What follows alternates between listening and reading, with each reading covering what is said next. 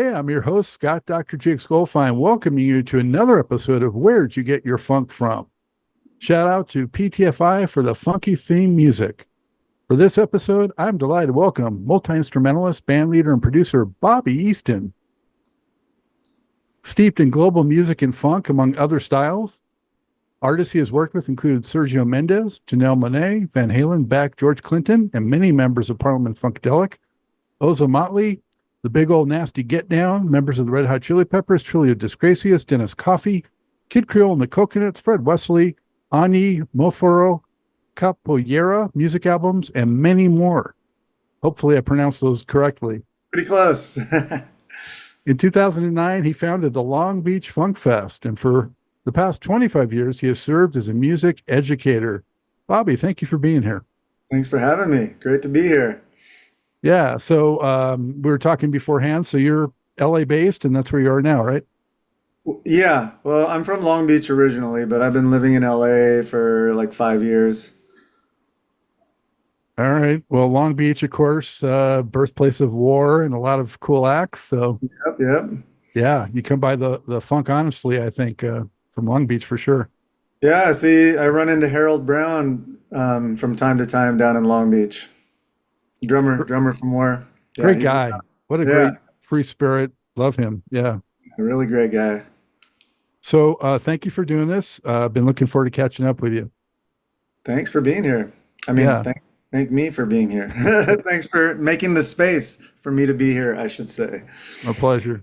So the format's changed a little bit from Truth and Rhythm to Where'd You Get Your Funk From?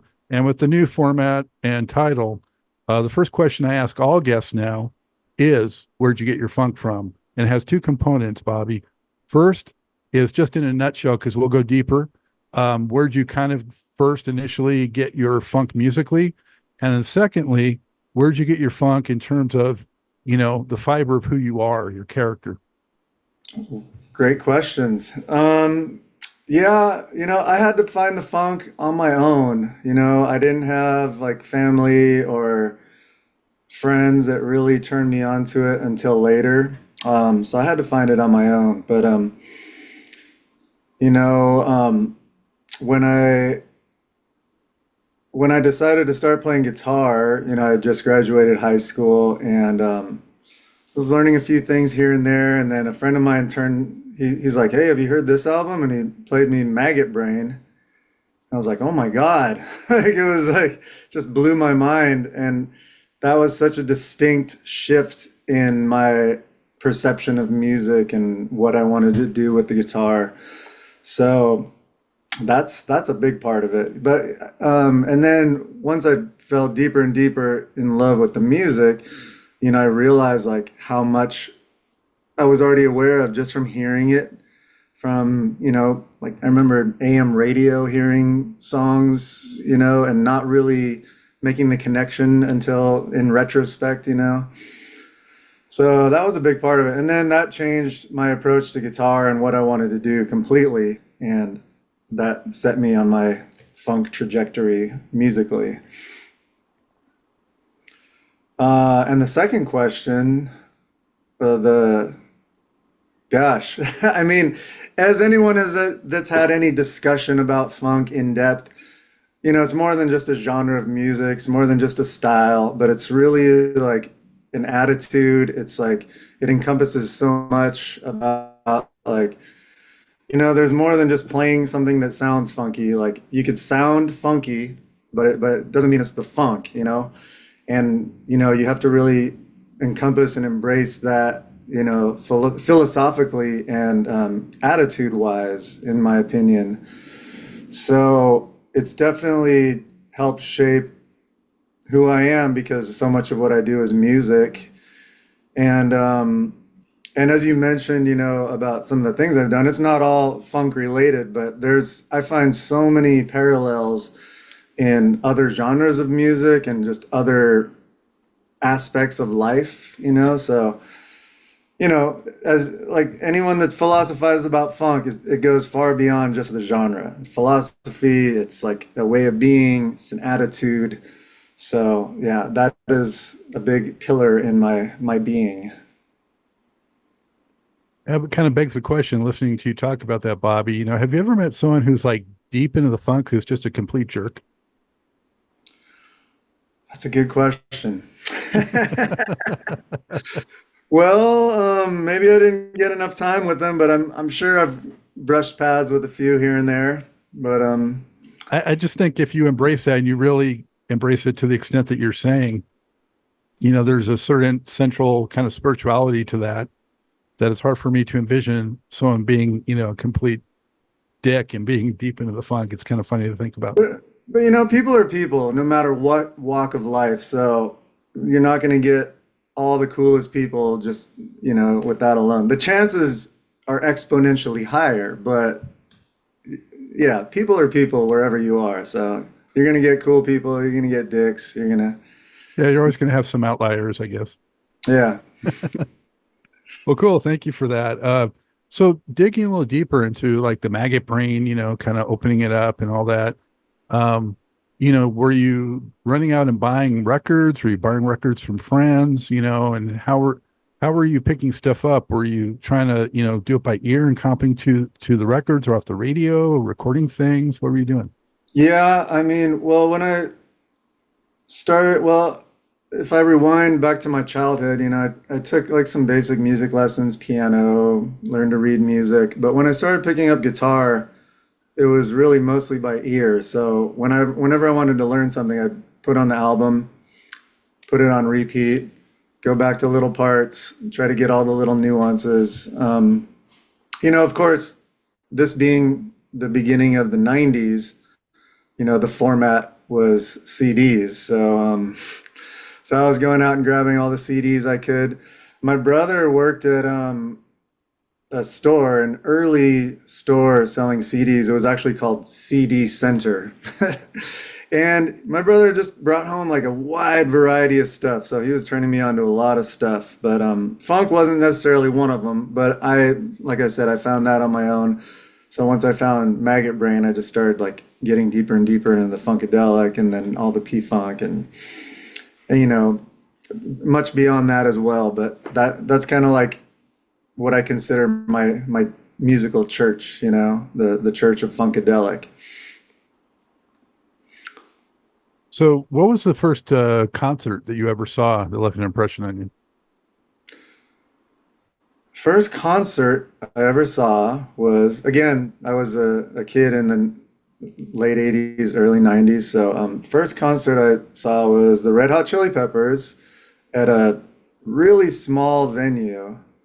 And I heard that they announced it on the radio and got out of school and went down there and it was like just overrun with people. And that was actually couldn't even get into the show. So we heard it from the outside. But that was like, that just stuck with me because, you know, in high school, I was into a lot of eclectic different things, but Chili Peppers, what I was really drawn to. And this was like before they really blew up. So they were kind of like, in my mind, still weirdos and like, I was hanging out with all the weirdos at school and artists and stuff. So Chili Peppers, Fishbone, Jane's Addiction. Being in LA, they were all like part of Primus. This is all like the kinds of shows that I was going to, and it took me a little while to like figure out how to find my way to a P-Funk show, but I eventually did. But yeah, the Chili Peppers, and then I remember seeing the Chili Peppers at that was their original guitarist Halen Slovak passed, and I remember going to the first show that had John Frusciante in it at the Ford Theater across from the Hollywood Bowl, and they had D.H. Peligro on drums from the Dead Kennedys, and yeah, so those really shaped my intro to music and like when I was starting to play in bands and stuff. So Yeah, it was a great time to be in LA. I used to, take advantage of seeing the Chili Peppers play those local gigs and, the Palace and the Palladium and, all these venues. And back then, you said you didn't get in to see them, but I think, back then it was when they were wearing like the body glue paint and just the socks on their junk, and yeah, they were yeah, really out there. they were still wild, and I was going to see them. I remember seeing like the Beastie Boys at the Palladium and the Butthole Surfers and just all that kind of just eclectic, I don't even know what genre you'd throw those in today, but that was just the things I was doing with my friends. And what high school did you go to? I went to Los Alamitos High School. So it's Oh, actually bordering Long Beach. so Um, near the racetrack, right? yeah, you know it.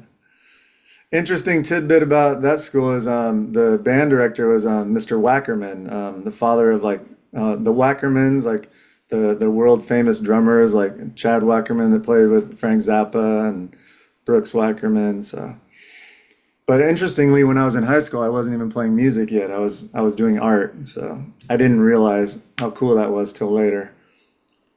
Well, how did you transition to some other instruments?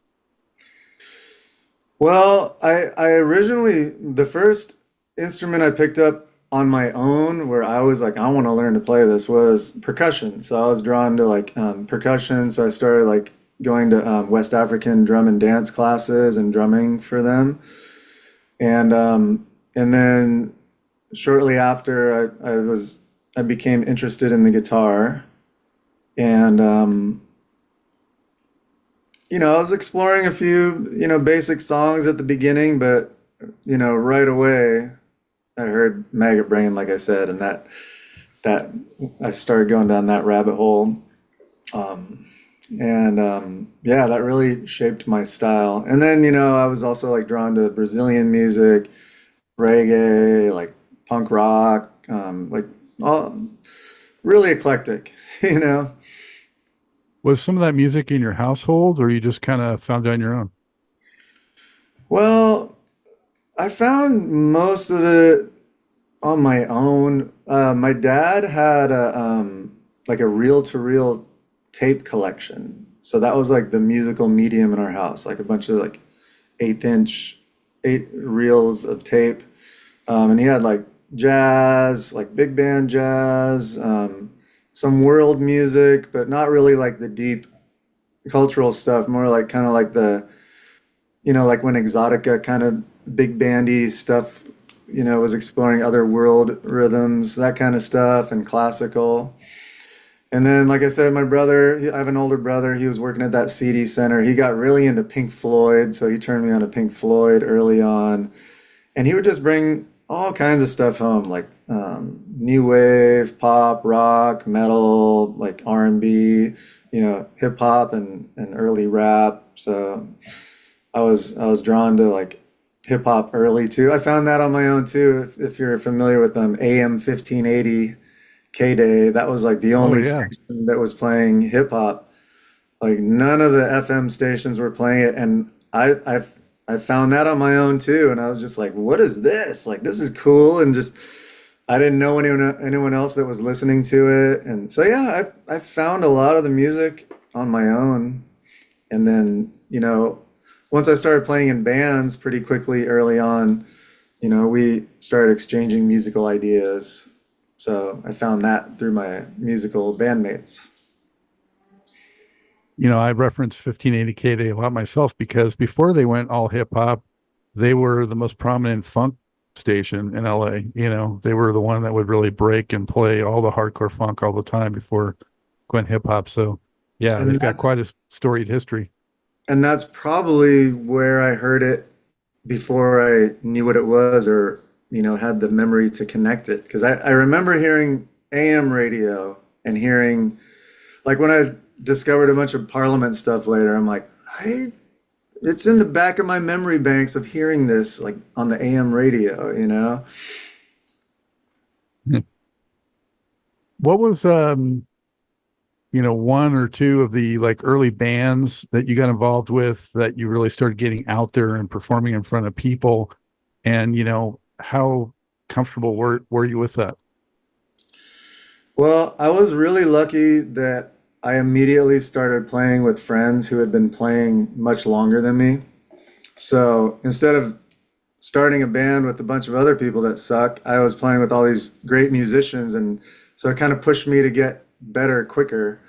So yeah, and all my early bands were all original bands. Like it wasn't until like 10 years ago, really, that I started doing like covers.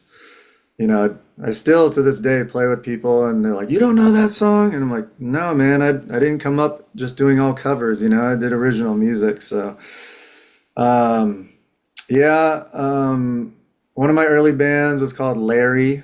Um, it was pretty crazy. It was kind of like just rock, ska, funk, punk, like kind of crazy. A buddy of mine, Ed, is he was the bass player. He had a band called Suburban Rhythm, and like they were like the cool high school band. And I remember like Sublime and No Doubt opened for them back in the day. And so he was the bass player in my first band. And interestingly enough, full circle, I've been playing with him again with Beach Dub All Stars recently. So it's really cool, like playing with the very first bassist I played with, you know, playing with him again. But yeah, I had that band. I started a band called Better Yeti, which is like instrumental jazz funk, like kind of weird stuff. Um, and then, you know, I started my band that lasted the longest called Delta Nove, close to around the same time when I was in college. I had like a 25-year run with that until fairly recently. So yeah, those are like my early bands.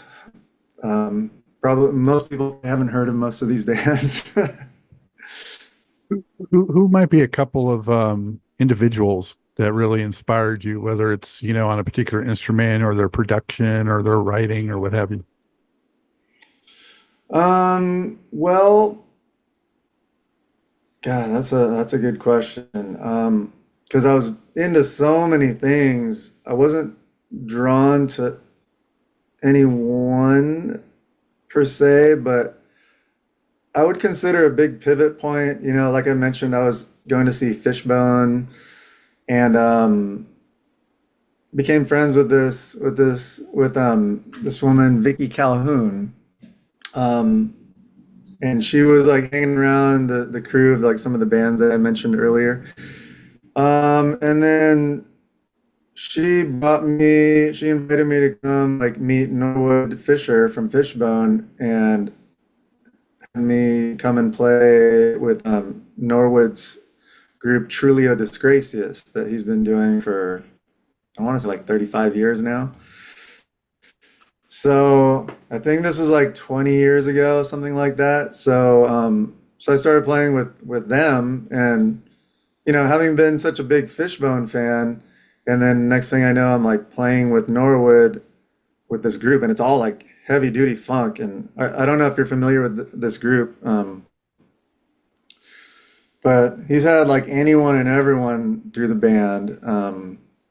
So yeah, I would say that Norwood has been like a massive influence. I just actually spoke with him earlier today.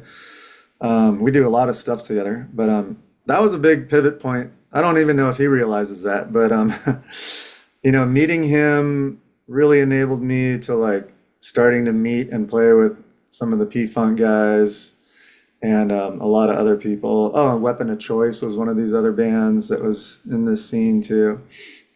Um, so yeah, I was heavily drawn to Fishbone, Weapon of Choice. You know, that was like some, you know, weird, awesome funk music too. So these guys were some of the ones that I started connecting with that influenced me. It wasn't until later that I really thought about production, you know, and what that entails. You know, I was just more drawn to like the sound, the vibe, the energy of it, and like getting into the band members and stuff, you know. When you were jamming with like Trulio Disgracias, were you playing drums or what were you playing? I was playing guitar. Guitar. Yeah. And yeah, some of the early shows that I did was like when I got to play with Billy Bass, Blackbird, McKnight.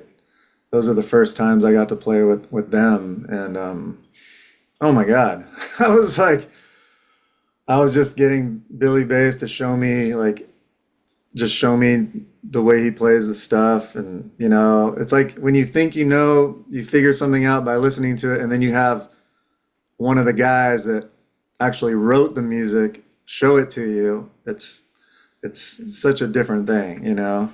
Even if you think you got it right, you just sharing that face to face with someone and energetically, and then sensing the nuances of it, you know what I mean? So yeah, that was some of my earliest and best memories of Trulio. How would you categorize your style on guitar? More of a rhythm or lead or a mix, or because when you're up there with someone like Blackbird, I mean that guy shreds. Yeah, yeah. Yeah, I remember feeling a little intimidated at first, but oh, that reminds me. You asked something earlier, and if I can loop back. Yeah, early on, from playing with these better musicians, I just felt really comfortable right away playing in front of people and playing with people. And we were so interactive that I think I got used to it quickly and played with all these great people, so it got me better quicker. So yeah, playing with someone like Blackbird for the first time was just like, oh my God, like he's just like the upper echelon of shredding guitarists. But you know, once I get over that initial like moment, you know, it just feels like, you know, I'm playing with these great players. I consider myself just a guitarist. Like I don't say rhythm or lead, but I love doing both. Yeah, I think they're both important to be like well-rounded for doing what I do anyways. So, but I absolutely love if I if I'm if my role is to just play rhythm, like I'll do that shit all day because it's just, you know, being part of a rhythm section and like holding down that groove is like such an essential thing, and it's so fun to me. Like when you go and listen to like James Brown, Fela Kuti, those are the first things that come to mind where you listen to them and the band is like playing the set part.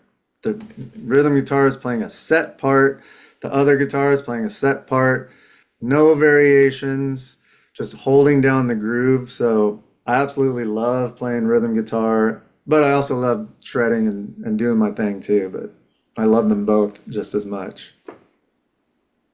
Yeah, it's like trance-like, right? Like transcendent when you get into a groove like that, so deep. Once you're into it, like for several minutes. Yeah, it can be hypnotic, and it also, you know, it serves a purpose in the collective, you know, because so much of the music that I play and that I'm drawn to has origins that trace back to Africa, and like especially West African drumming has the same philosophy. Like all the instruments are playing their part. You stick to your part and they fit together like this puzzle, and that puzzle builds the foundation for the lead drummer or the lead whatever instrument or vocalist to do their thing over, you know?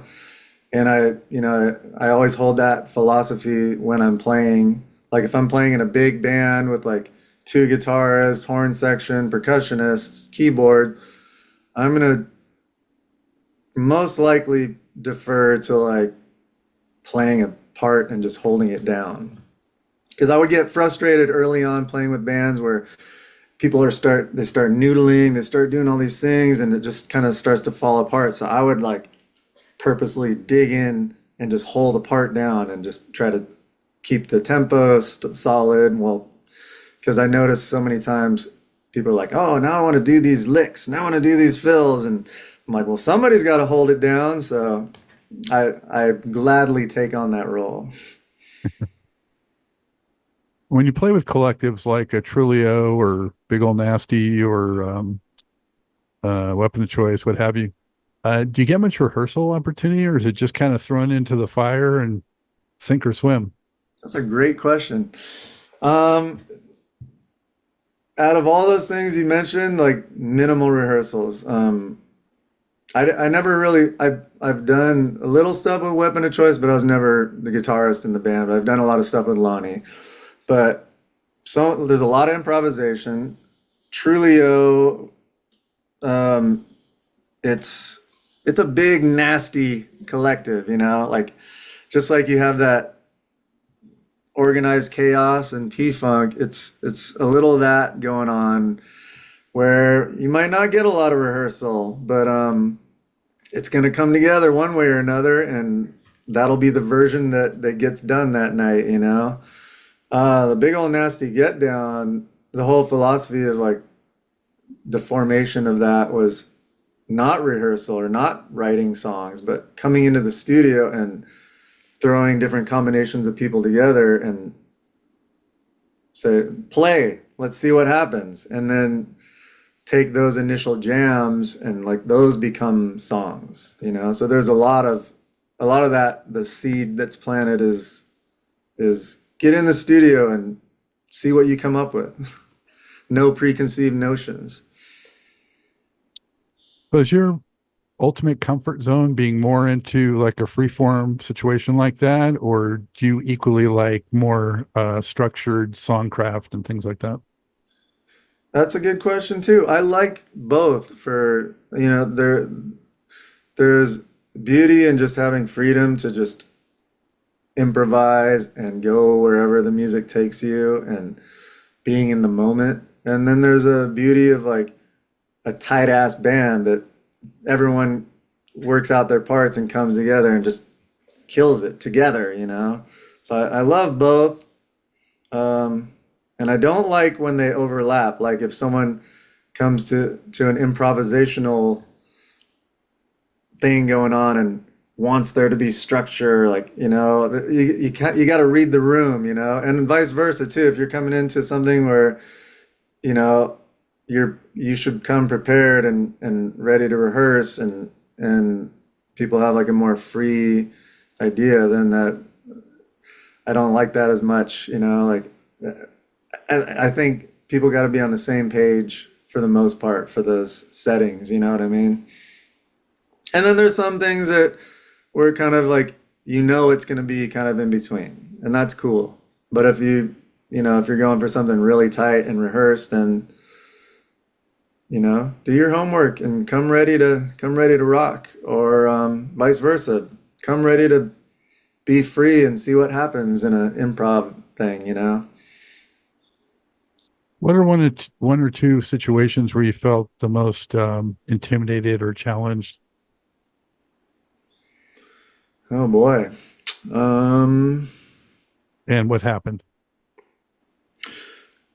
I definitely get intimidated in settings where I have to read charts like on the spot.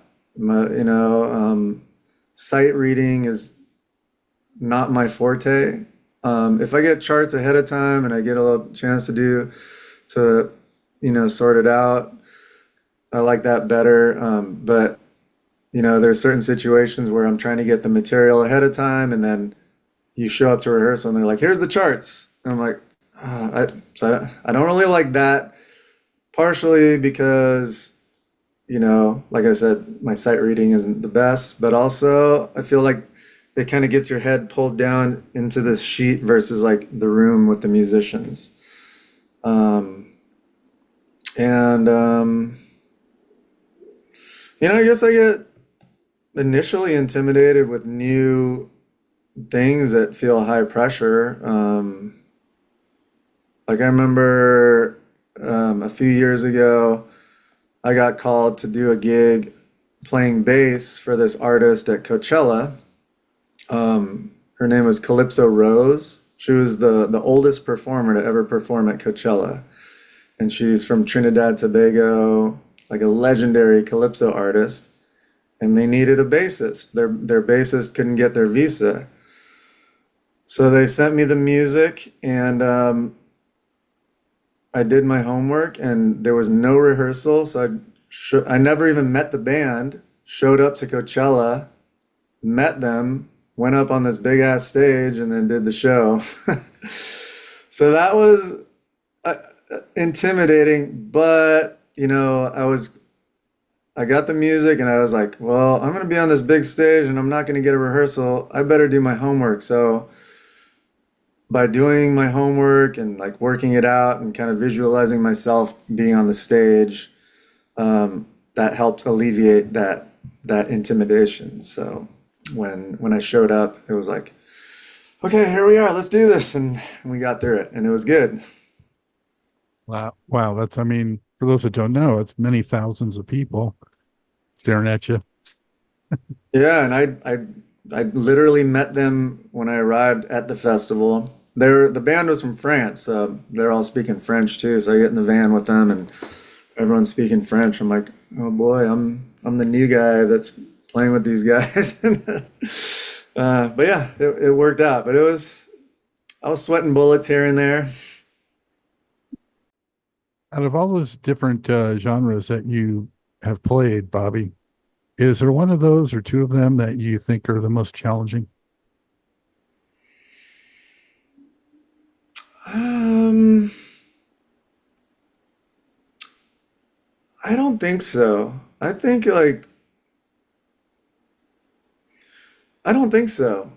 I guess like stuff that has a lot of changes and maybe where I'm not clear about how things are going to go, or like is this change going to come when are they is somebody going to cue a change, or is this like a set part in the song? You know, because I've thought that like, okay, here comes the next part, and it's not because the band like keeps stretching out until somebody cues it. So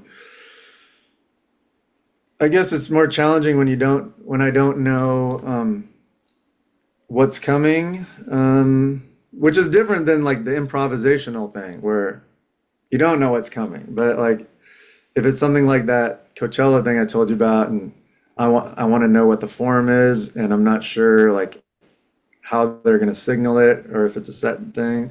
So I don't think necessarily genre wise, like I don't think so. Not to me, anyways. Well, of course, of all the styles you play, I mean, funk is what I know best. Not everyone can really play the funk. I mean, you really have to have a special feel for it. You got to allow for a lot of space, you know. Did that take a little while to cultivate that and really be a pocket player? Well, I feel like I I got a grasp of it really quickly. I feel like I embraced it really quickly. But what I learned is that it just keeps going. Like there's always more to learn. There's always more subtle things to pick up on, all these little details. Um, so that to me is like the beauty of, again, I'm heavily P-Funk. So when I listen to the songs, and if I'm sitting down to work on stuff, like for example, I have a gig coming up this weekend with the LA Maggots, which is like LA based P-Funk tribute thing. And I'm like, okay, we're doing these songs. I know them, but I'm gonna listen to them again anyways, and just see if I notice any other subtle things. And I don't know how many times I go back to these songs that I feel like I know really well, and then I notice like, oh my God, there's another little thing in there I didn't notice, you know, and there's another guitar part there that I didn't notice, you know, and I just so yeah, as far as like getting the feel, I feel like I got it early on, but what I love about it is that there's always like more to learn, and I think that's an important philosophy to have as an artist, and anyone that's studying anything like this, to know you never feel like I know it, I'm good. I love to always have the student mentality, like there's always more to learn. There's always more ways to grow. So yeah, even after doing it all these years, I love to like sit down and practice it more and like notice little subtleties and get the feels better, you know? What is it about P Funk that you like so much? Is it the complexity? Man, how long do we have? I mean, the first thing was again hearing Maggot Brain. I remember this feeling of like bewilderment and amazement and like kind of feeling like fear too. Like it just sounded kind of scary.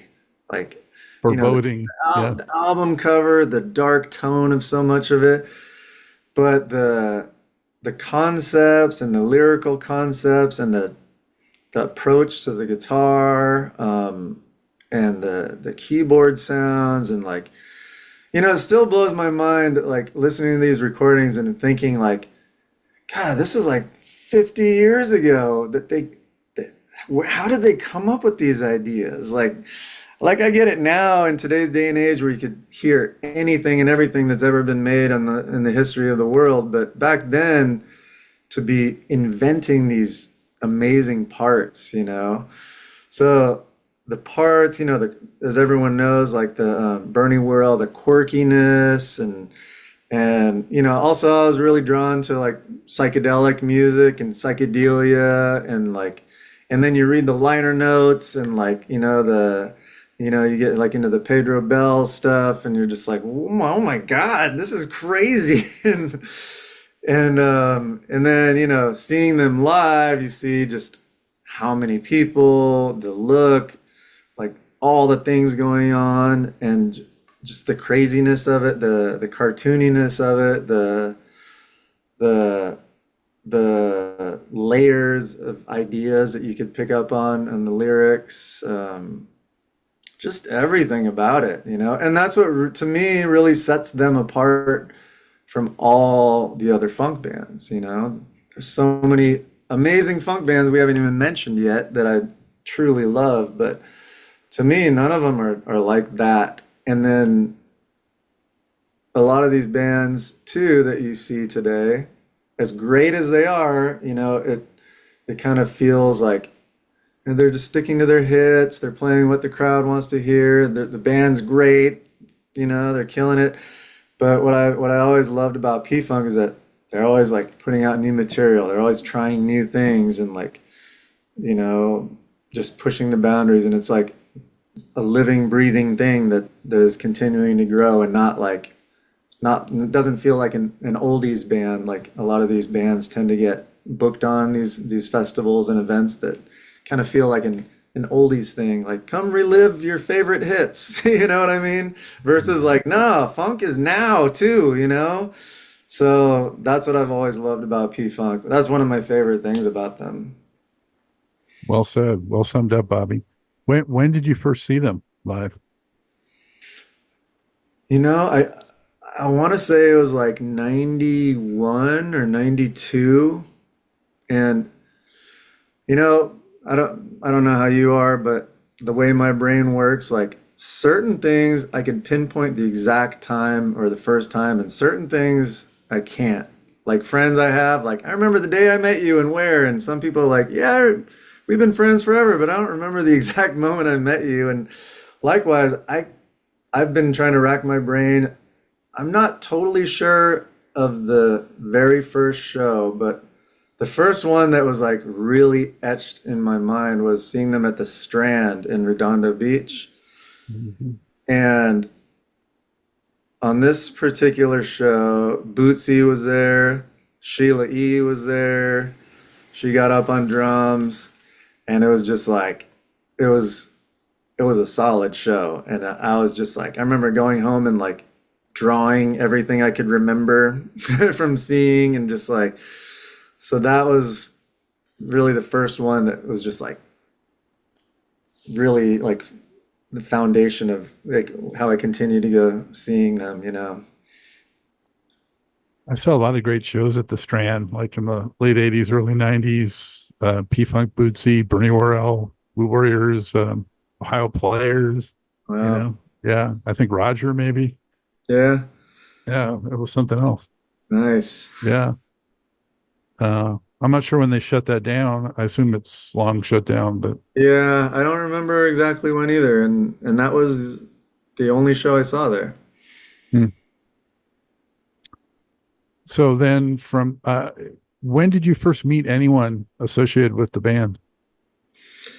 Um, it had to have been, through Trulio, like Billy Bass and Blackbird. Um, but I do remember early on, once I started going to the shows religiously, I'd see the band members. I remember seeing like Gary Scheider, and the first time I was like, he recognizes me, like whoa, and and then I just started like organically just started meeting more and more of them, and gosh, when I think back, like now I've like met so many of them and played with like surprising number of them. Um, but yeah, early 90s too was when I first started meeting them. And yeah, it's not like a four-piece band. There's like so many people to meet and people that like former members, people on the East Coast, people on the West Coast, so it's like it's so huge, But yeah, I remember meeting Gary early on, um, Lige, Greg Thomas, yeah, and then it just kept going and snowballing. Did you ever meet George? Yeah, I mean, gosh, yeah. Where do I start with that? I brought him in to record on my band's album. So that was a bit more than meeting him. I've met him and played with him a handful of times now, on stage, had him in the studio there. Um, and yeah, so I've seen him many times. Um, he did the Hollywood Walk of Fame star, so I was there for that. That was like 10 minutes away from where I was living. He had an art exhibit there, like nearby. So just so many times I've like run into him. But yeah, having him in the studio was just like bonkers to me, and that was an intimidating time, I'll tell you. Yeah, but he's not an intimidating guy at all. Well, no, but the experience sure was for me anyway, at least the beginning. Yeah, Yeah. I could see that, but I'm thinking he probably put you at ease pretty quick.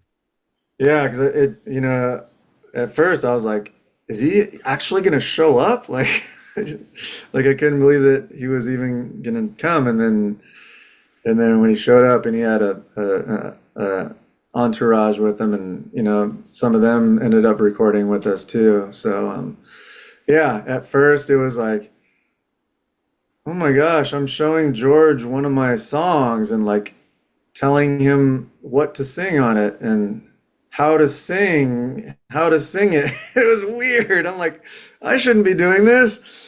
But then I was like, no, no, no. You are supposed to be doing that because that's why he's here. Like, so this is your role right now. So that was a huge learning experience. I know you're stressing on the years, but approximately what year would that have been? I'm gonna say, oh my God. 2008, I think. 2008. I'm pretty sure. I don't even know when my albums came out. Jeez. Um, let me get back to that. Now I have to answer that because I know in 2005, when they finally put out How Late You Have to Be Before You're Considered Absent, they did like a appearance at the Sunset Tower Records. I went to that. yeah. Yeah, it was Um, really sad to see Tower Records go. yeah, that was a big loss. But there's one in Japan still. It was like 2010, 2011. That's when it was. Okay. Yeah, and that was crazy. Like, he brought Prelude. He had Sheila, Amunka. He had Quays, Peanut. So they're all on the recording too. And then he got a call from somebody, and he's like, "Yeah, I'm in the studio. Come on down." And it was El DeBarge. So El DeBarge showed up at our studio, and he ended up singing parts on our song too. And we actually didn't credit him because we're like, he just kind of showed up and sang. Like, this wasn't part of the deal. Like, oh, we better just not list it, you know?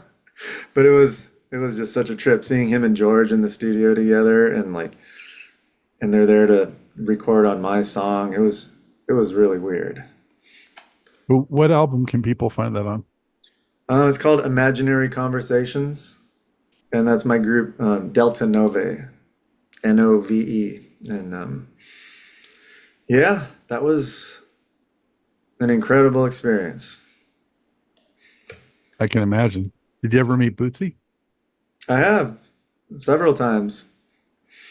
Yeah, I think one of the last times I saw him um, was at the when George got his Lifetime Achievement Award for the Grammys.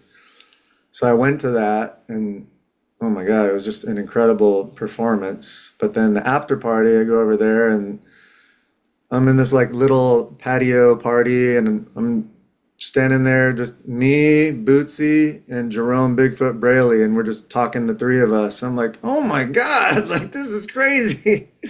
So I have a really cool picture somewhere of me standing between both of them, and yeah, Bootsy, I was in touch with a lot because he was one of the people I wanted to book on the Long Beach Funk Fest. Never got him, but yeah, got to meet him several times. Wow. Well, look for that photo. I'd love to integrate it into this if you can find it. Yeah. Um, Tell us about the Funk Fest. What was the genesis of that, and how daunting was it to pull off? So I like I was mentioning earlier, like seeing I kept noticing like these things that were called funk fests. And then you look at the lineup, and like a lot of the bands aren't funk. And I was just thinking like, why are they calling this a funk fest? It's not really, a lot of these artists aren't even funk. Or, I'd start seeing a lot of the same bands, and it was billed in that way of like, it just felt like an oldies show. Like those shows like the Four Tops, the Platters, come, it felt the same. And I just was thinking like, man, someone should throw like a real funk fest. And I get a lot of crazy ideas all the time. And I got this idea thinking about it, and I remember going to sleep, and I remember waking up, and the first thing was like thinking about that again. And I'm just like, and that idea just stuck with me. And I'm just like, maybe I should put on a funk fest. Well, I never produced any sort of show or event, but I've played a lot of shows. I know what artists need to be booked, and I understand it. So I just kept thinking about it. It's just like this idea that wouldn't leave me alone. And so I just kept thinking about it, started jotting down ideas. And I remember thinking, man, this would be really cool if I maybe book a couple bands. Wouldn't it be amazing if I got like 1,000 people to show up, maybe 2,000 the first time? And kept thinking about it, started putting my feelers out, and then I ran into a couple of friends in Long Beach, and I mentioned the idea to them, and they're like, "Whoa, you should come meet with us. We're about to have this meeting because we're going to do this summer series of concerts in Long Beach." So I'm like, "Okay." So went and met with them, and shared my idea, and they were like really into it.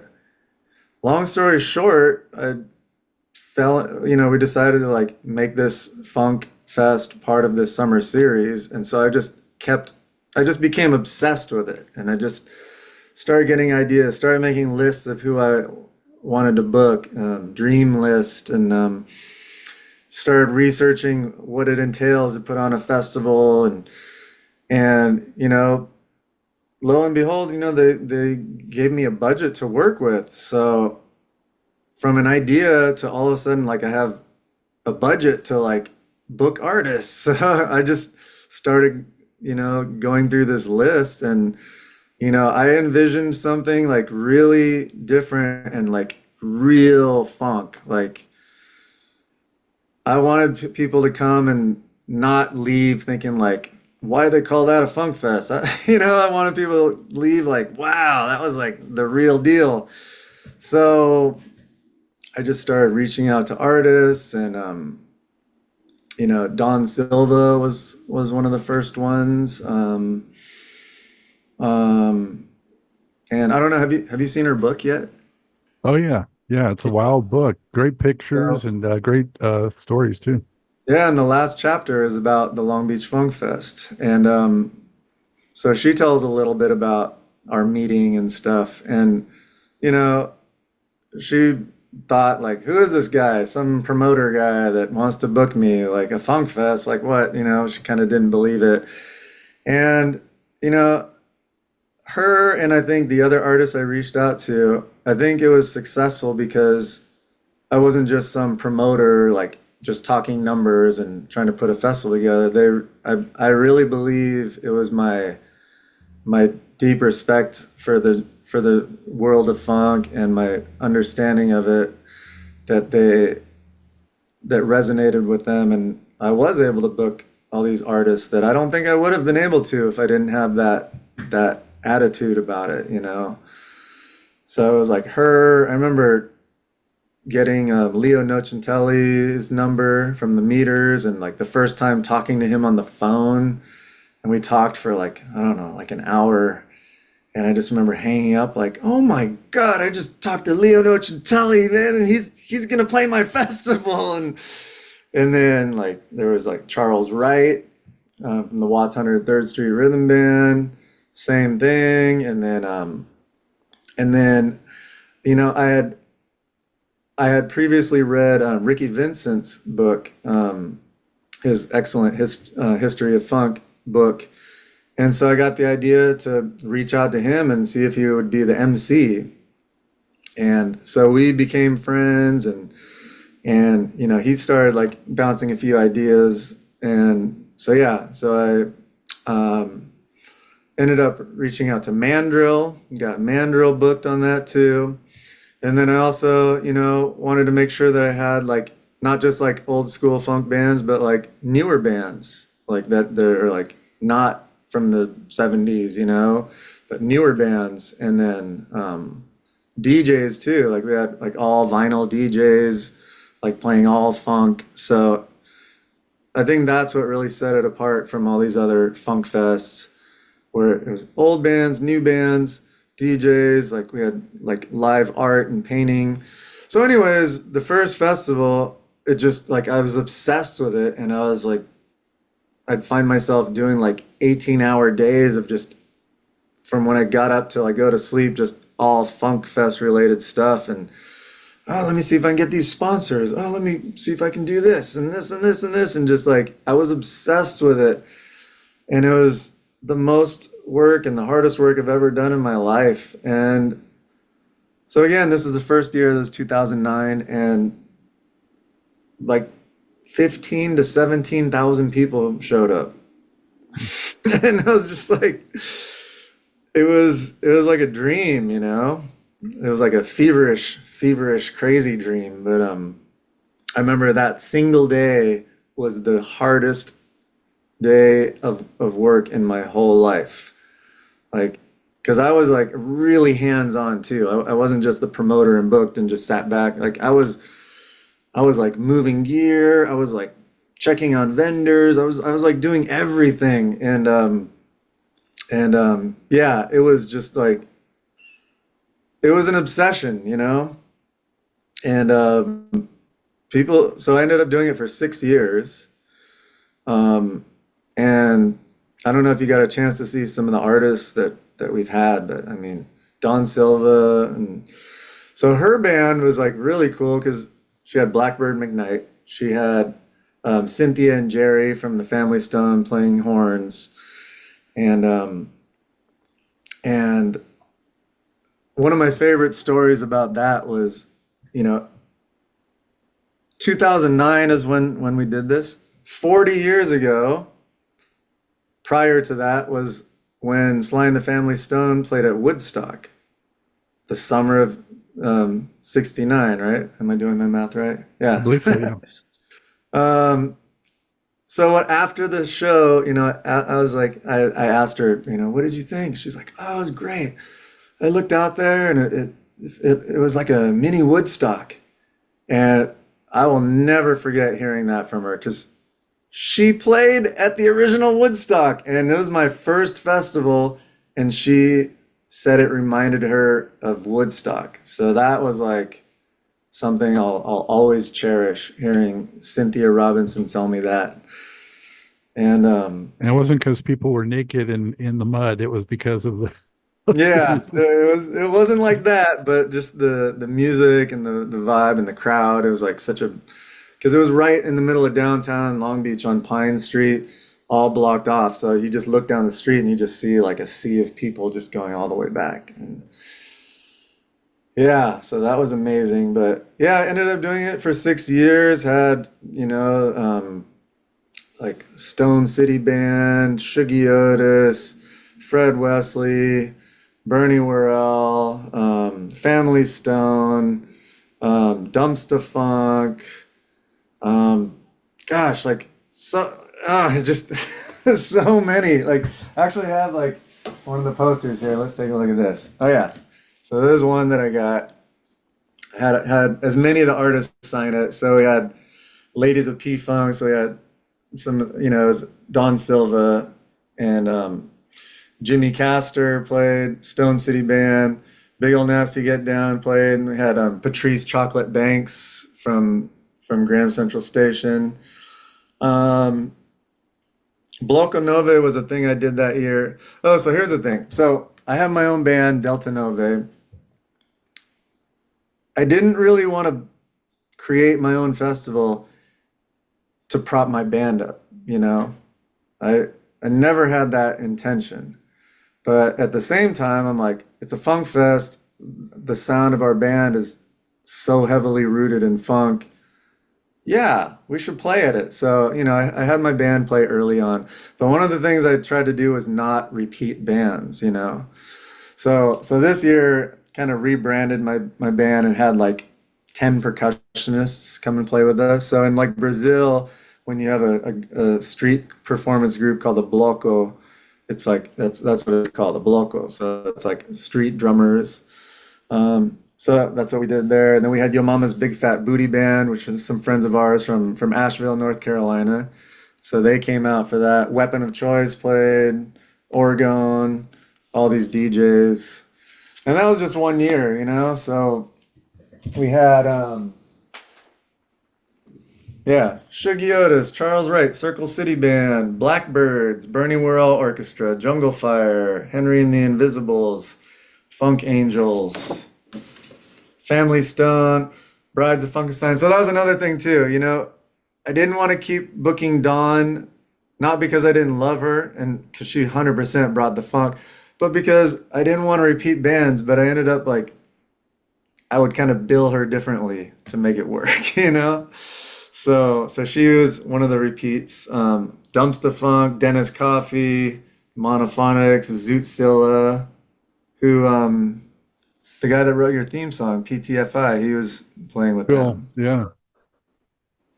Um, yeah, Fred Wesley, Big Ol Nasty Get Down, Steve Arrington from Slave, Zigaboo Modalese from The Meters, Cat Delic, yeah, Carl Denson's Tiny Universe. This is when I finally had George Clinton and P Funk, Cat Delic.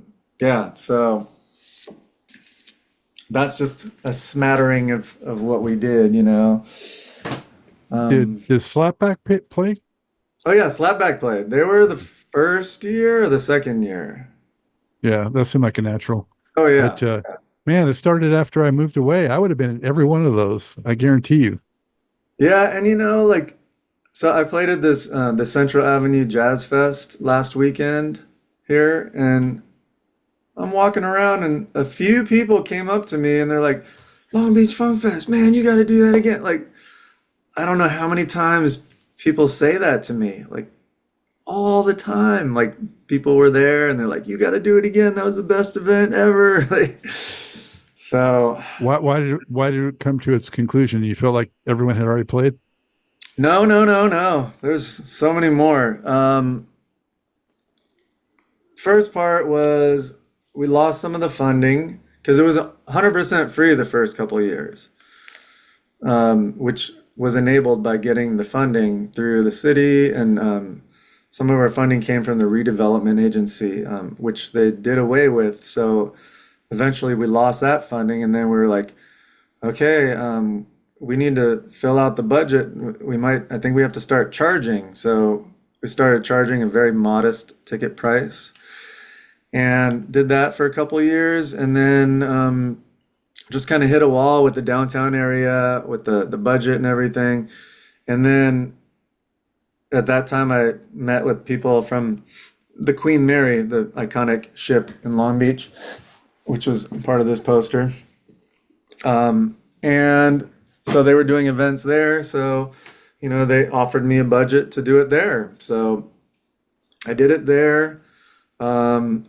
Unfortunately, even though I finally got George Clinton and P-Funk on my festival, just dealing with the Queen Mary proved to be problematic and extremely draining. And so after that, I was like, I need to not do that there again. So I think I need to like take a little hiatus to like regroup, and that hiatus got longer and longer, and here we are.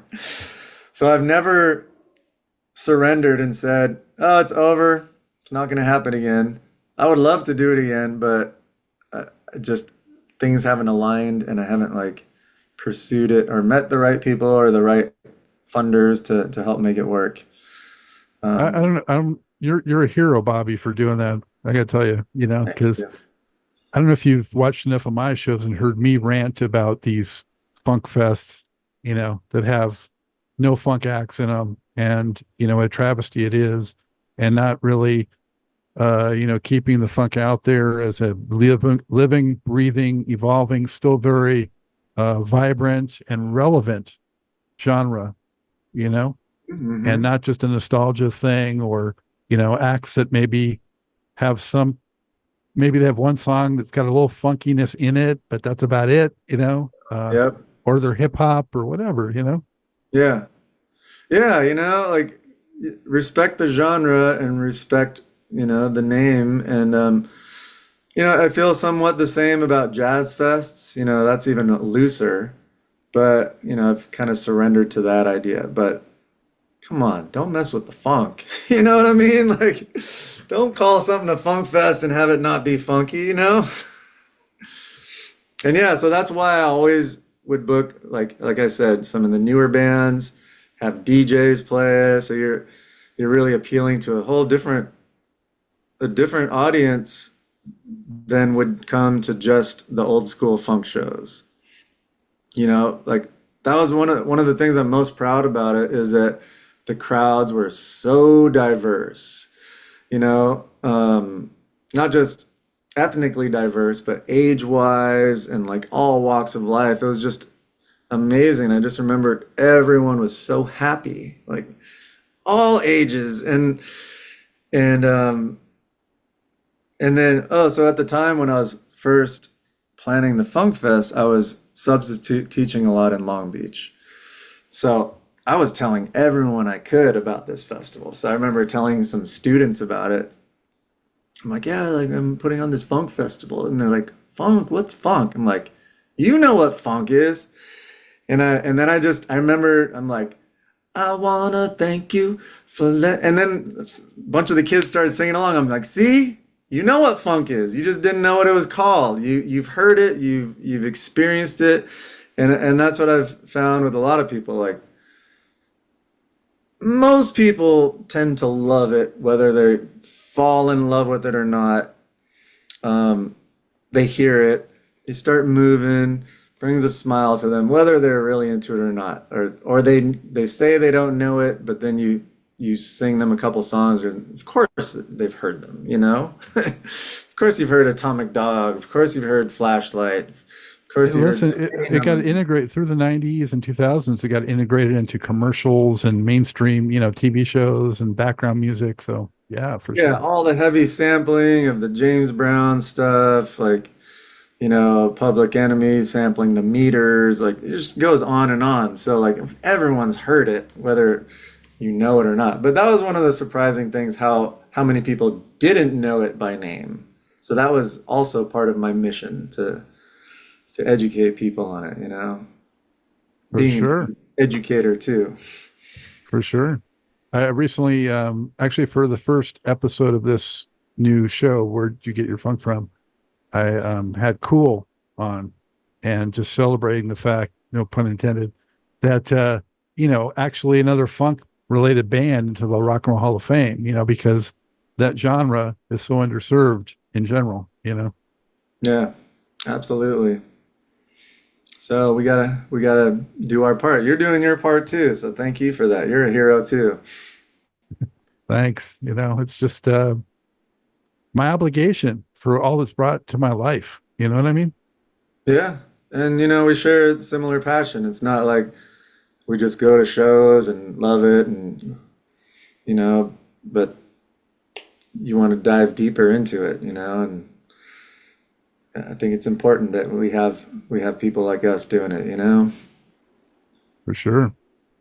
Are there a couple of concerts of like name acts that you've seen through the years that just really stand out that kind of blew your mind? I mean, yes. Like Like what are a hundreds, few? thousands of them. Now again, I know this is a funk show, but my tastes and my influences are like very wide. So, Yeah, you feel know, free. so many P-Funk shows have just like been just like completely transformational for me. But I've also experienced similar things. I saw the Grateful Dead many times. Um, a lot of similarities with these worlds too. I think that's why, you see a lot of hippies gravitating towards P-Funk too. And even like look at, George's early origins, dabbling in psychedelia and influenced by hippies too, like it's all overlapping and it's like that the philosophy and the collective energy of it. I'm so into like different like what we call world or global music that like I've just so many of those things have blown my mind. Like, like reggae artists like Burning Spear, got to open for them before. I've been to Brazil extensively. I've been there 5 times and, I'm just as deeply, passionately into Brazilian music and culture, and it moves me in the same way. And I feel like there's so many parallels. So like a lot of these artists that I've gotten to see, and ultimately the few that I've played with, have just been amazing. Like Sergio Mendes, like got to, was able to play with him at the Hollywood Bowl. Rest his soul. We lost him recently. But seeing like some of these Brazilian bands. So the first time I went to Brazil in '97, I heard about this singer Fernanda Abreu, and she was doing what she was calling samba funk. I was like, oh, let me check this out. And it was really cool. Like it was really cool. I ended up seeing her on Christmas Day in Brazil, and it was just an amazing show. And then I ended up going to a percussion and drum workshop that featured their drummer and percussionist, and I got to meet them and hear how they mixed Brazilian music with funk, mixing samba and funk, and that was transformational. I mean, man, so many American artists like jazz legends. Saw Sonny Rollins. Um, just when you see someone like that, you're like you can really get the sense of like how lucky you are and how they might not be around that much longer. Like seeing Wayne Shorter at the Hollywood Bowl, like things like that, I could go on and on about so many artists that I've seen that I'm just like, mind blown. Like, I'm really lucky to have seen this, you know? What would you recommend to somebody who maybe, is into funk and in jazz, and more traditional, American music to sort of, take a taste of, like Brazilian music or some of the other ones you spoke about? How was the best way to sort of get a sense of that and maybe get that exposure and maybe learn to love it like you did? Ooh, well, reach out to me. I'll I'll show you. It's like, okay, so talking about Brazilian music is like saying American music. Like, it's so vast, Most people, when they think of Brazilian music, they think samba, dancers with feathers, and drums, and or bossa nova. That's pretty much what most people think of Brazilian music, but it's just so deep, like samba and the history of it. Um, and I just loved seeing the parallels with what I know about our culture, and like, you know, making real world connections with the music and the culture with our own. So, um, I mean, some of the most powerful for me are samba, which is again like that's a vast genre too. But also, I spent a lot of time in the northeast of Brazil in Bahia, which is it feels like you're in Africa. It's basically like heavy retention of African culture there. You could wake up there and think that you're in Africa. And if you look at the map, if you look at where Africa is and the tip of Brazil and the Atlantic Ocean, it's not that far from each other. So there was like three times the number of slaves that were brought to Brazil than were brought to the United States, and the slave trade continued longer there. And where here, a lot of the slaves, the Africans, um, enslaved Africans, their culture was stomped out here, and they kind of had to reinvent it, and that gave birth to things like the blues and stuff. But in Brazil, there was a different kind of like retention of the culture where it would the they were able to hang on to their cultural roots more. So that's one of the things I love about like music from Bahia, the Northeast.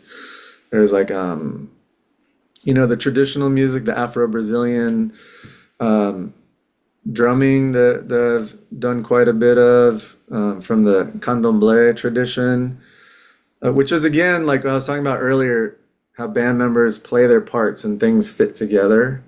Same thing of like this drumming and the same like movement of your soul with it. So yeah, in Bahia, there's like a lot of deep culture with like the Afro-Brazilian music, the blocos, what I was talking about earlier, the big groups like street parading groups. And then they also gave birth to the genre called samba reggae, which is like they took the samba drums and they adapted the rhythms of reggae to it. Um, so there's some like really interesting fusion things going on. And then they get influenced by our culture. They start hearing funk and then they start mixing that into it. So yeah, there's like a lot of like cultural interchange that is really cool to see. And God, I could go on and on about Brazil alone, but I don't know if that partially answers your question. Well, it's just interesting to hear for sure because I'm admittedly a novice when it comes to that music myself, and I've really gotten the best sense of it from some of the percussionists that have come on my show. Mhm. Like Bill Summers and Doc Mhm. Gibbs and Larry Frantangelo, and because those guys have amazing arsenals of percussion instruments that are from all over the world, but a lot of them from those Latin countries, that have very interesting percussive instruments.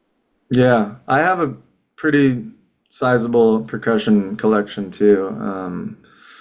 Yeah, I mean, I over the course of my years of playing, I've been kind of like half and half with guitar and percussion. Like some of my biggest shows have been as a percussionist, and some of my best experiences and teaching and recording. But it seems like the past several years I've been really just much more on guitar, especially since like the pandemic and stuff. I also had a son in 2020, so yeah, not a whole lot of drumming, unfortunately, but yeah, to me that's all the same. Um, Playing drums and playing guitar, like to me they're like it's all rhythm and percussion. I think of the guitar as like a rhythmic and percussion instrument, you know.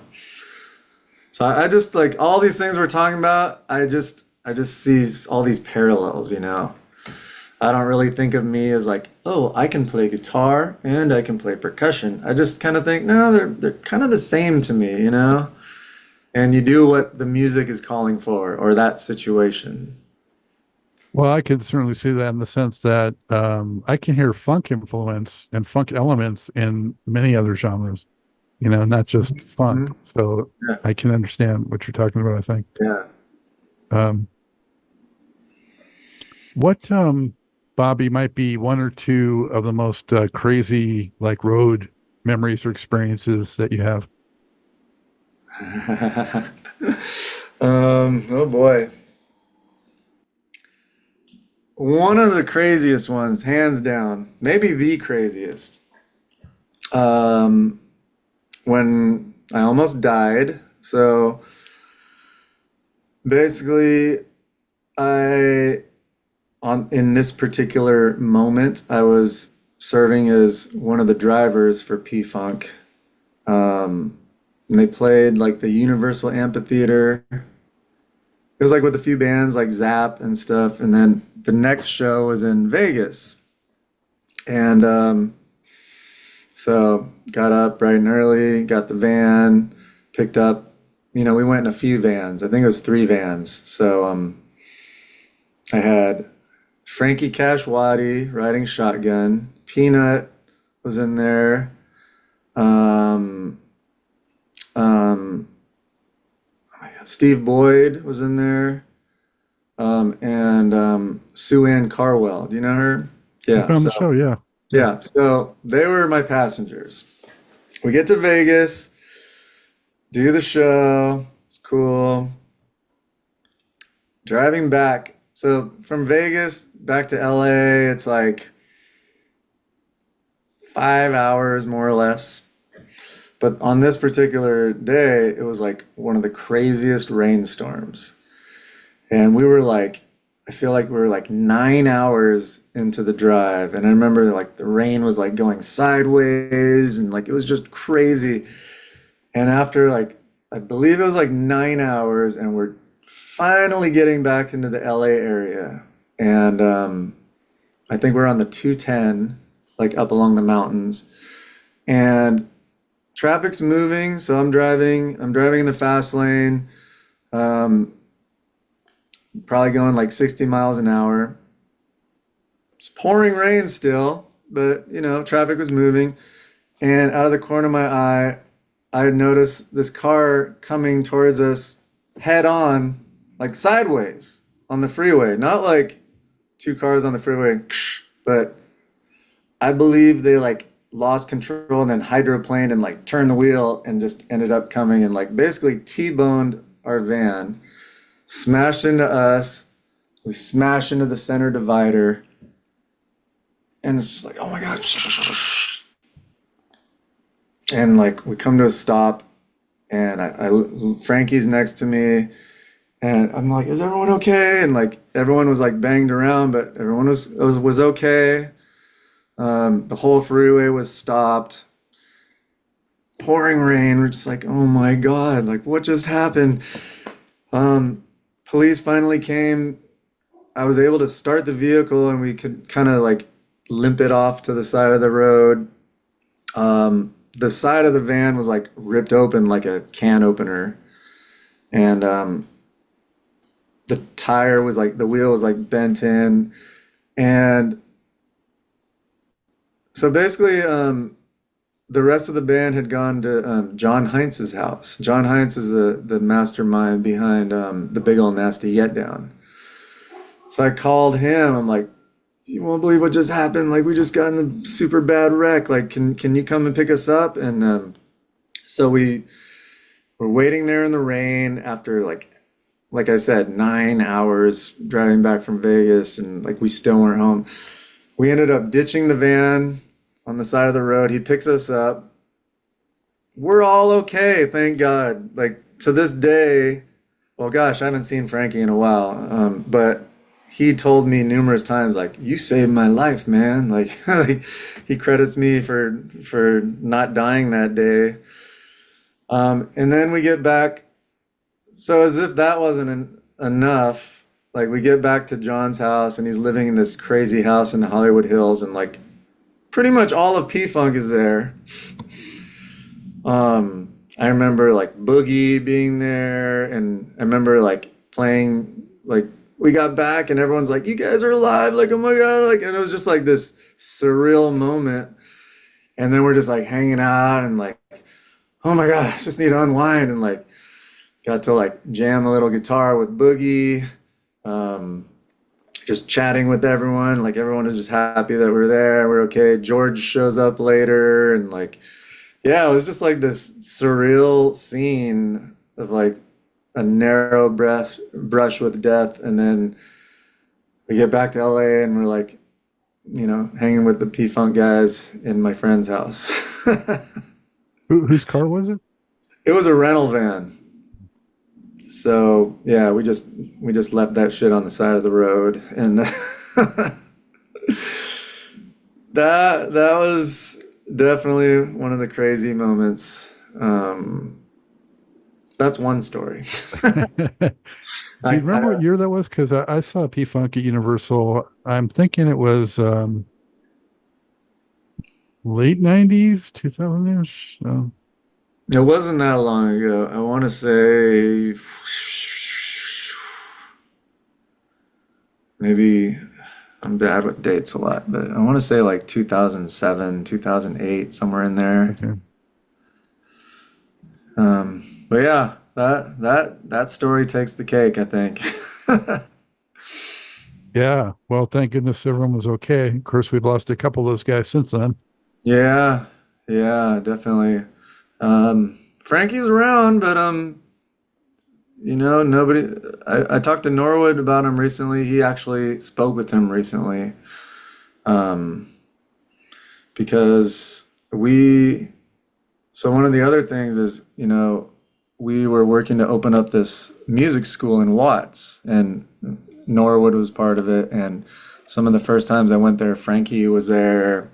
He was really getting into the role of like being a mentor for kids. So that's been on a little hiatus right now, but Norwood just told me that he talked to Frankie recently, and Norwood expressed interest of making sure he gets in the fold when we get this music school up and running. I'm glad to hear that, because I heard Frankie had some struggles. Yeah, and it's a little unclear, I've asked around, and I've heard from some people who've checked in with him, but I used to talk to him all the time, like played with him so many times, and then he just kind of disappeared. And I saw a recent post from Bootsy talking about Frankie, so I want to say he's okay as far as I know, but it was kind of weird just seeing him and playing with him a lot, and then he was just gone. Yeah. Did you ever cross paths with Prince or any of his camp? Not really. I'd say my closest thing with that was playing at Glam Slam one time in LA when he owned his club in LA. I think we opened up for Slick Rick there. But no, didn't meet Prince. He wasn't there. Like, yeah, not a lot there. I know Tori Ruffin from the time, so that's the general camp. Yeah, another pretty good guitar player. Yeah, so I've gotten to play with him a few times, record with him, and oh, and then Morris Day was doing a meet and greet at the at Fingerprints record store in Long Beach. So I took my son, who was like I think 2 at the time, and so he got to meet Morris Day. So that was pretty cool. Now I'm like more excited that for my kid meeting like famous people than for me meeting him. I'm like, yeah, it's cool meeting you, but I'm stoked my son just met Morris Day, you know. So he's 4 years old now. Is he gravitating toward music at all? Well, you know, I'm just doing my role by introducing it to him. I have pictures of him as like a newborn, and I have like all these P-Funk records in the crib with him, and playing music for him. I've stuck my guitar out when he was a newborn to just touch the strings. Of you know, he was really gravitating towards bass for a while, just like kept wanting to touch the strings. Um, so yeah, I, he actually ended up meeting like a bunch of awesome bass players. Like he got to meet Flea a couple times. He's hung out with Norwood a couple times. He got to meet Les Claypool. We got to see Primus. My buddy Will Dog from Ozomatli. Like so he's and I just think it's really cool for him. Turning my son on to all these amazing people at his age. But and then for a while, he was like really into the turntables. So we'd all he would want to do is play records. Like he didn't want to play with toys or go to the park. He wanted to play records. So, we'd put on like all kinds of stuff, and he'd love to start and stop the record player. But we'll see what he gravitates towards. But I'm just trying to do my duty. Yeah, I learned I just have one son. He just turned 20 yesterday. Oh And wow! Congratulations. thanks. And he was named after, he's not named Prince, but he was named after Prince. Um, his initials are MPG. But Nice. so he has an appreciation of that. But yeah, all you can do, I've learned, is just put it around and maybe they'll embrace it. Maybe they'll gravitate toward it. But you definitely can't count on it or force it or try, and that goes for sports too. I thought maybe he'd be athletic, but not so much. So he'll find his way on Yeah. his own terms. One thing about my son is he was diagnosed with cerebral palsy, Oh, which, you know, I've become, it's also become like part of my being of like being an advocate for cerebral palsy and people with disabilities. So I'm very open about talking about it, which is why I'm bringing it up now. So it affects his motor skills and his ability to even walk, sit, stand on his own. Like he can't do any of those yet, I always say. So with that same thing, it affects his motor skills of playing instruments. So I'm not I'm not holding my breath that he'll be able to play an instrument, but the power of music is so important that I'm sharing it with him, and you know, I have no expectations for him to play anything. Um, you know, sports as most of us know it are kind of out of the question. Um, at least for now, I'm always like I don't like speaking in absolutes, so I always say he can't walk yet, like I'll just do everything I can to help him. So in that way, yeah, I don't expect him to play anything, but I'll share the joy and the power of music with him. And I love to share his story because that's also an important part of who I am now and spreading awareness of that too. So, to me, that goes along with knowing that you've been educating people about music for many years and just, nurturing that in young people. Um, how did you get involved with that and what kind of fulfillment does that bring you, Bobby?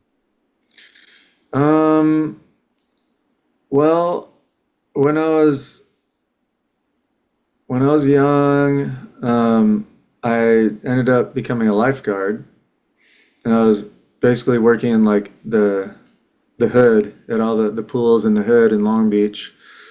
So that was like when I was really like working with kids like a lot, and and I loved it. You know, I loved teaching swimming. I coached a swim team, and then when I was in college, I started becoming a college aide, and right away they found out I was a musician, and then they said, "Do you want to teach music here?" I'm like, "Yeah, that'd be cool." So even though I wasn't a credentialed teacher, they let me do my own pull-out classes and teach music to like first through fifth graders. So, and I could basically do anything I wanted. And I think I did a good job of like not just doing like, well, I'm going to do whatever I feel like. I was like, okay, I could do what I want, but I'm going to give them a well-rounded approach to music, and I could make up my own lessons. I had a classroom where it was a stack of vinyl records and a record player and these music books. So we were like put on little literal records for them, and we'd sing, and so that was like my first like real education in a classroom. Well, that wasn't in a classroom; those were pull out. But then I started like becoming a substitute teacher, and I just love working with kids. I love teaching. I love, yeah, I love working with kids. So I did that for many years, and that also gave me the flexibility to do music, and I didn't have to ask for time off. I could like go on tour. I could come home and substitute teach the next day if I wanted, and so yeah, I did that, and then I taught like fourth grade and fifth grade for a year, and yeah, and ultimately that's what led me to be considered for running this music school that I mentioned earlier, the Watts Conservatory of Music, because Norwood knew of like that I had a history as an educator, and also what I did with the Funk Fest. He's like, well, if he could do those things, he could run this music school. is kind of how I perceived how I was brought into the fold. So yeah, all these things I've done have kind of led me to where I am now. I think back to when I was in fourth grade, I think I was first exposed really in a real way to like funk, because the teacher allowed bringing in records to class for lunchtime and for the afternoon on Fridays. And a lot of the black kids would do that the most, and they would bring in, this was way back. They bring in Jackson 5 and Edwin Starr and all this stuff that was really groovy. And I was never the same after that. Right, nice. That's what's up. So I think it would be too deep to ask you this question to have it totally open ended, but I'll ask you, what are your three favorite um, P Funk songs, either to listen to or to play? That's a tough one because I'm not good with absolutes. I'm not good with like favorites. I could give you 50 P-Funk songs that I love to play or that I love to listen to. One of the first that comes to mind is I Call My Baby Pussy from America Eats Its Young. I love playing that one, but the album version is it's just ridiculous, and like it transports me somewhere like magical, and and all these little things I hear in it, like does the song, and then it goes into this big guitar solo where it's got like multiple guitars soloing, and then the solo ends, and it just like, and then they do these little licks, and it's just every time it comes on, I'm just like, oh God, I love those little things they do, and like, so that's definitely one of them that every time it's like a little treat to hear all these little nuances. Oh, and that's also another, of course, about Danny Bedrosian's book that he came out with. I have it here. Yeah. This book, like when I found out he was coming out with this, because we've had numerous discussions about who played on that and who played on that, and then one day he's like, "Oh, I'm writing a book," and so when this came out, I'm like, because when I listen to these recordings, I'm like, I love those guitar parts, and who's doing what? Like, there's like three guitars. Like, I see that their names listed, but who did that lick, and who's doing that? And well, I don't think the book goes into all that detail, but it does answer so many questions of like who played on what, and I'm surprised how many people I thought were playing on things where I'm like, oh, that wasn't him, or oh my God, what? Like, so yeah, I love getting into all those little details. So yeah, America Eats Its Young, I Call My Baby Pussy. That is one of them for sure. Gosh, like I'll Stay is another one that's just takes me somewhere too. The mood of it, the way like the cymbals have this like flanger sound on it, and the feedback guitar that's doing that lick, and the layers of vocals, and just every time that comes on, I'm just like, oh my God, I love it. And I can't tell you just three. I'm just telling you a Well, few three come for to mind our first. discussion at the moment. Um, um, oh boy, I'll stay as on Cosmic Slop, right? that's on no, no, no, no, no, no. Standing on God, the Verge. Standing on the Verge. Yeah, Okay. I was picturing the album cover in my mind. Um, Gosh, and Let's Take It to the Stage. That album, like that one, is easily one of my all-time favorites. So there's like many cuts, but like Good to Your Ear Hole is one of the ones like. When I started my band Delta Nova, we started off like doing covers, but we weren't doing like covers people wanted to hear. I was picking like obscure covers. So, you know, even though we weren't a funkadelic cover band, those were some of the covers. Like we did that one. We did If You Ain't Gonna Get It On, Take Your Dead Ass Home. We would pull out like deep, weird cuts. We did like Funky Woman, you know.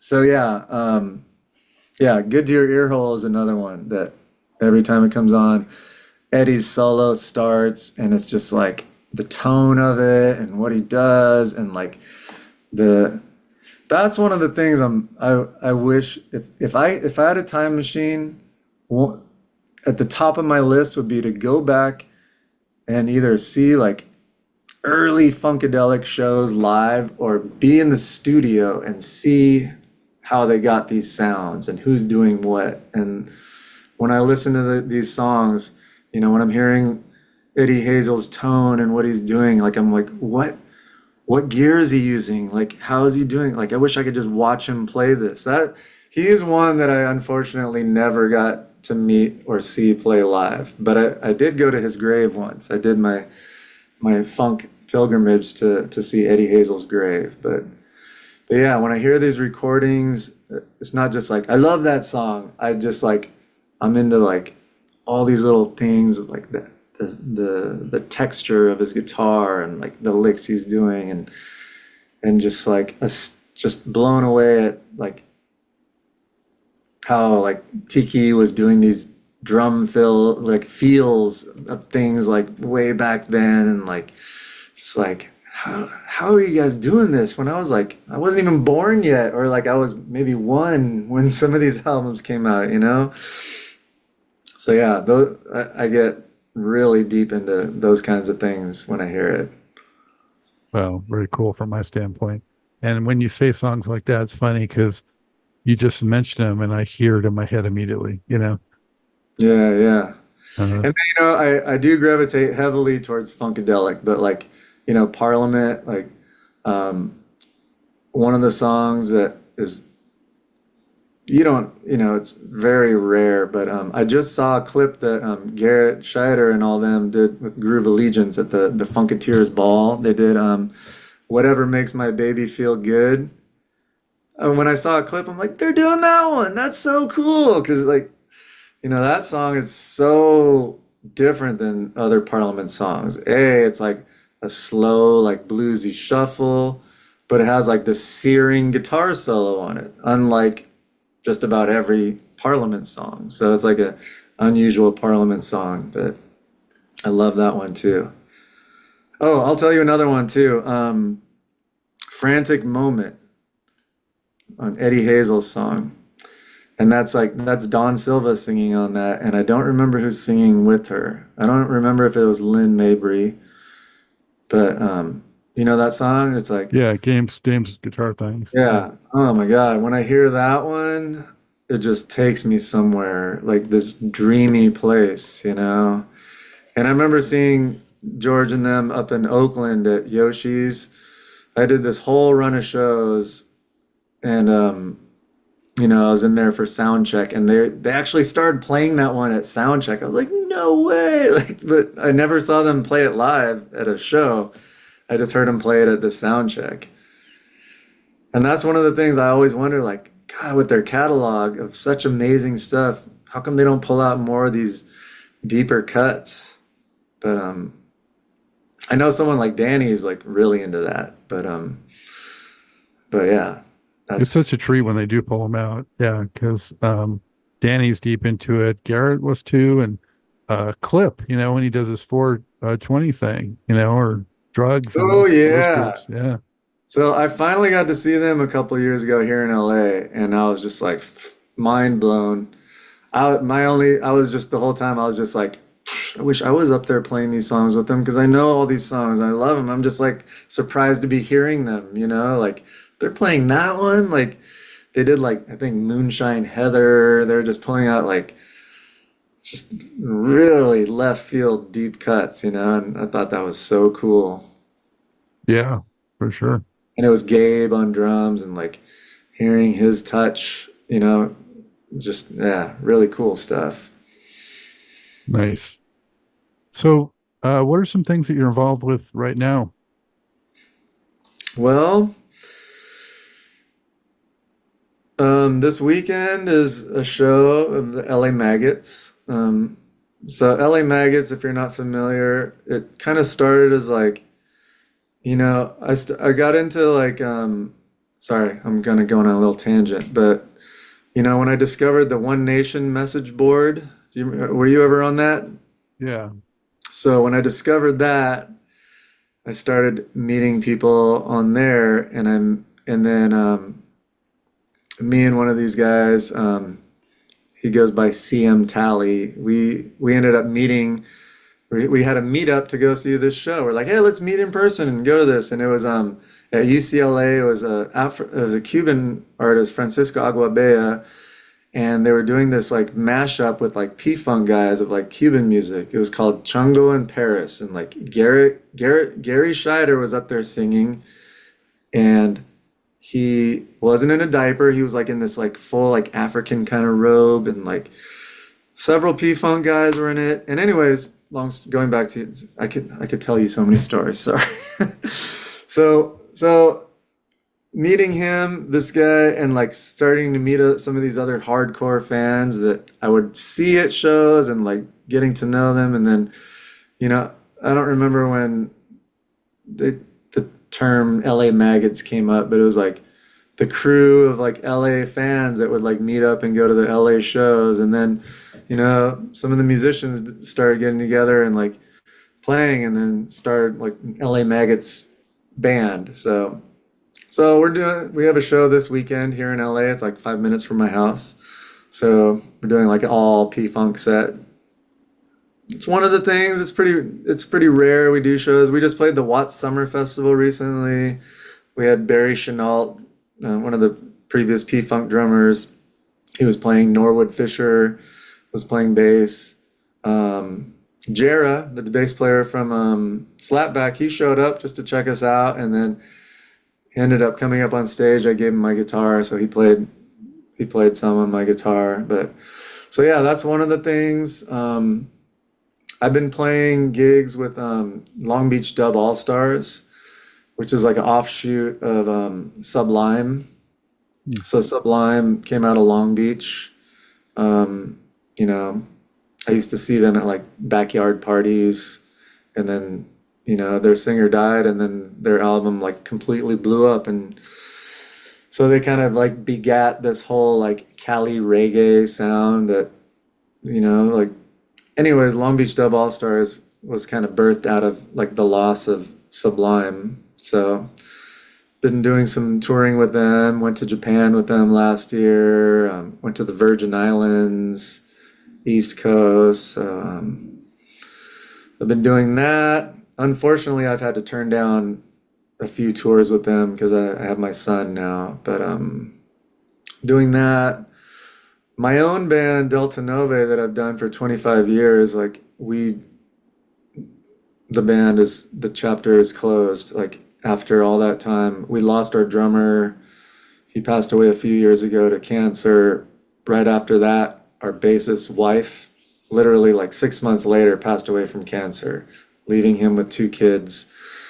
Right after that, our keyboardist got diagnosed with cancer. All completely unrelated, but like all this happened, and we had just released a double album on vinyl. We got Fred Wesley to record on it, and the band's over. It's just like, it's so surreal. Since I first started playing guitar and playing in bands, it's like the first time in my life where I don't have my own original band.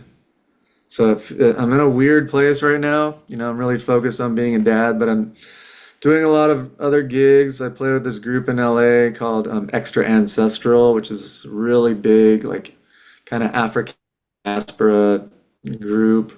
Like 3 percussionists, 3 horns, guitar, bass, drums, keys, dancers. So I'm playing with them. I just get a lot of different random gigs, producing. I produced an EP recently for a friend of mine. And then being a dad, I'm kind of like taking other work too. So I hadn't gotten some like recent stage manager work. I just did like a whole European tour as stage manager with Akon.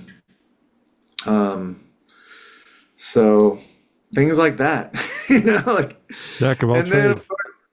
of course we've been like trying to open up this Watts Conservatory of Music. So that's been on hiatus, but we're starting to get things moving with that. So again, that's with Norwood.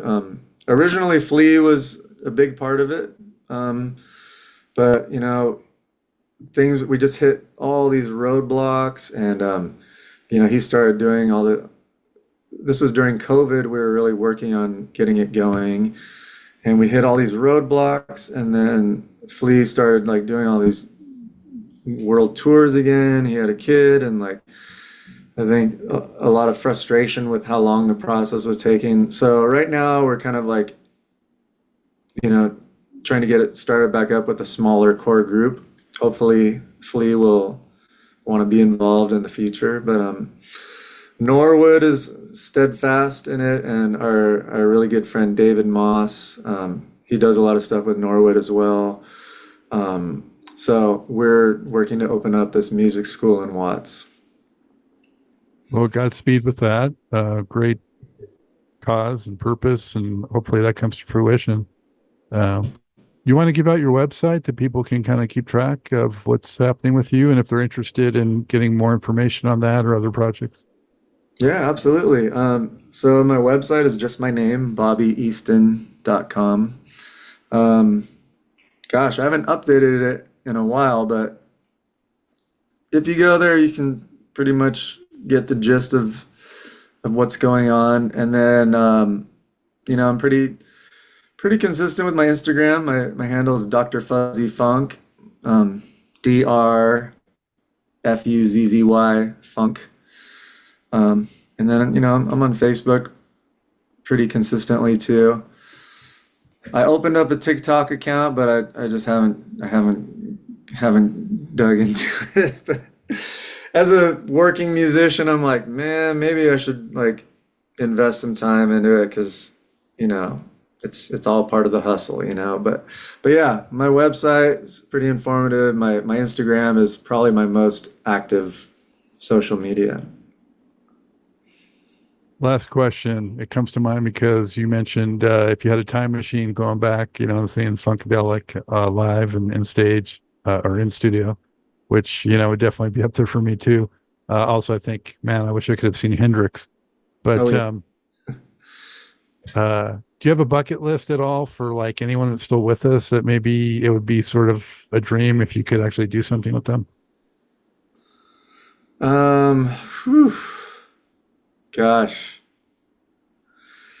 Well, even though I've done a little bit of stuff with George, like, gosh, like, you know, we haven't even talked about so much other stuff in the funk world, but I just keep gravitating towards the whole P-Funk thing for what we already talked about earlier. Um, you know, I don't know, like I'm I'm always interested in like what's going on in the P-Funk world and anytime I get to play that stuff, I love it. But as far as like people I haven't done stuff with, sheesh. You know, I've actually been brainstorming an idea to do a solo album and bring in guests, like all the different people I've booked on the Funk Fest to collaborate with, like bring them in as a special guest or like co-write stuff, you know, like I mean, so many of the artists we've talked about, some of them I've gotten to play with, some of them not, but to like do some of my own work and then bring them in. Like I mentioned earlier, like bringing George in to record on one of my songs was like amazing, and then getting Fred Wesley to record on the last album that we did, that was just amazing too. But oh my gosh. Like yeah, I would love to like do an album and just bring in like all these different people. See if I can get Shuggy Otis to come in and do something. Steve Arrington, like Zigaboo Modalist. Even though I've booked them like to work with them, and like create something together. And it goes on and on with all the different artists. Some of which I didn't get the chance to. Bernie Worrell. I did get to sit in with him, but to be, like sit down and like write some stuff with him would have been amazing. But yeah, I I don't know if that's the best answer, but Well, what you're talking about, I hope it comes to fruition, believe me. And if you ever find a way to make a Funk Fest happen again, um, I mean, it'd be a great thing just for the artists, for the genre, for new generations, coming up. I mean, I would love that so much. Like I said earlier, I'm just amazed how many people come up like still to this day and mention it like passionately, and any of you watching this out there, if you got a bunch of money and you want to help make this happen, let's get to it. Let's bring it back. For But sure. I And, would I would absolutely love to do that. and now if you do it, you got to stream it too. So Oh more people yeah. can enjoy it. Yeah, Yeah. when I look back at the first year, 2009 wasn't that long ago, but when I look back at the pictures I have, I'm like, God, were these like, was it like on a flip phone or something? Like the quality of so many of the pictures I have is bad, and like, I mean, things have changed so much since then,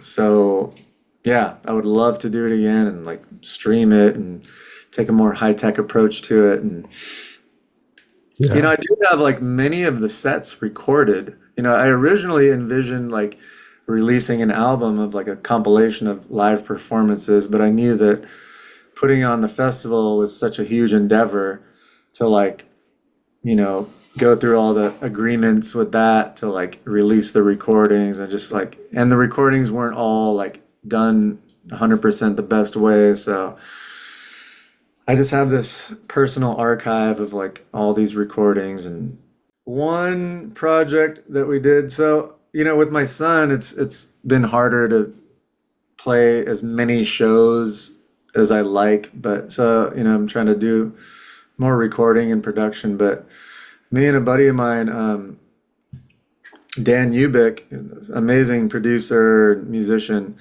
we teamed up and we did a little a little 7-inch of two Funkadelic songs, but we kind of flipped it and added some Brazilian flavor.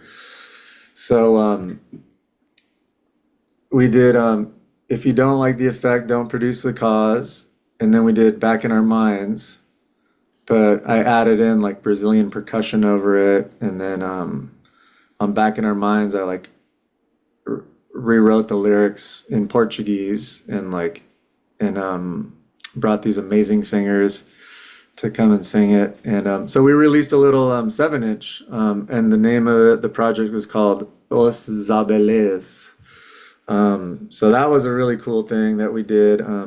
Small run of records, but really cool nonetheless. And then I got Fred Wesley to record the trombone solo on the outro of Back in Our Minds. So that was really cool. Norwood Fisher is playing bass on it. Oliver Charles is the drummer. He's Ben Harper's drummer. Yeah, so that was a cool project. You should still. I don't think they're all sold out, so that's another one. Where can they get it if it's not sold out? Gosh, I don't even know if I have a link on my website, but I could share a link with you. But I don't even know. I don't even know. Send me the link and I'll put it in the description. And is it streamed at all or only through these copies? Yeah, it's streamed. So it's Okay. OS, and then Zabeles, Zabeles. And that was the only release we've done so far. Like we've talked about doing more Funkadelic songs and kind of doing that same treatment to them, but we just haven't gotten around to it really. But that one came out cool. It's a cool 7-inch. It was cool when I was in Japan last year. I went to that Tower Records and I was like, let me find something. And I saw my record there. I was like, that's cool. Because yeah, there wasn't that many made. So the chances that I ran into it was pretty cool. And the Japanese, God bless them with all they've done for the funk with P-Vine and everything else. Yeah, definitely. Well, Bobby, it's been great getting to know you. And, Yeah, I'm likewise. grateful Well, for you being another soldier for the funk and just all the other great contributions you've made to music. thank you so much. Thanks for thinking of me. I really appreciate it. I love to share my experience. I mean, especially when you have an audience that's passionate about it, like that we all have these experiences to share about it. I think it's cool that you have this forum that allows people to share and get deeper into it. So thank you for doing that. It's a lot of work, I know. So keep up the good work. Thank you, sir.